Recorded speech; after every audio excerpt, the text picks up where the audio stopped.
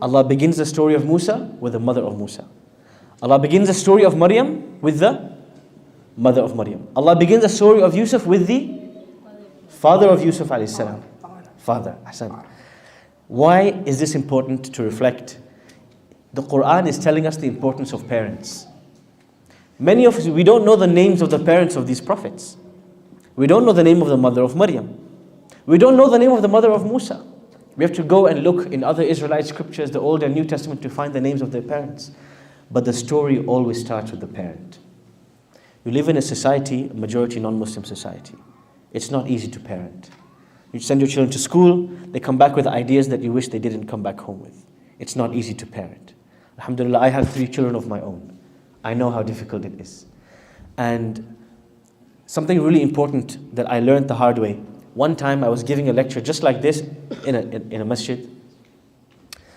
And the organizer, who actually happened to be my father, may Allah protect him, he would walk in front of the camera and he would duck his head so he doesn't come in the way of the camera. So he'd walk in front, duck his head, walk, duck his head.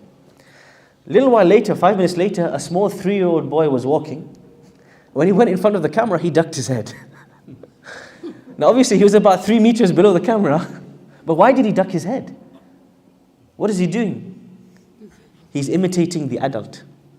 You see, children, they don't listen to us, they imitate us. This is the hardest thing. I used to teach in a madrasa, in a maktab. And I had this child in the maktab. And one day we were learning about the 5 daily prayers. And he went home, and next day he told me, look, Ustad Hisham, I'm trying to do this at home, but my parents aren't allowing me. So we came to parents-teacher meeting day in madrasa, and his father came. He said, look, you guys teach very basic things in the madrasa. My son is advanced. Advanced, mashallah. He said, I'm going to take him to another school. I said, okay, 1 second. Come here, little boy, come sit here. I said, little boy, didn't we talk about the 5 salahs? He said, yes. I said, what happened when you tried to do it at home? He said, I wake up for Fajr. My father says, go back to sleep. You're too young to pray Fajr. I said, yes. Very advanced, mashallah. Very advanced. Your child is going to imitate you. You can't outsource tarbiyah to me. You can't outsource tarbiyah, the nurturing of a child. You can't outsource it to the masjid, to Maulana, to Imam, Sheikh. You can't outsource some things. A teacher in the masjid or in the school or the Islamic school will speak to a child all day. The child will come home and see their parents watching TV and they'll come and sit next to their parent. It doesn't matter what we say. It matters what you do. A child is imitating their father. And so the stories of the prophets in the Quran, oftentimes they start with the parent of the prophet.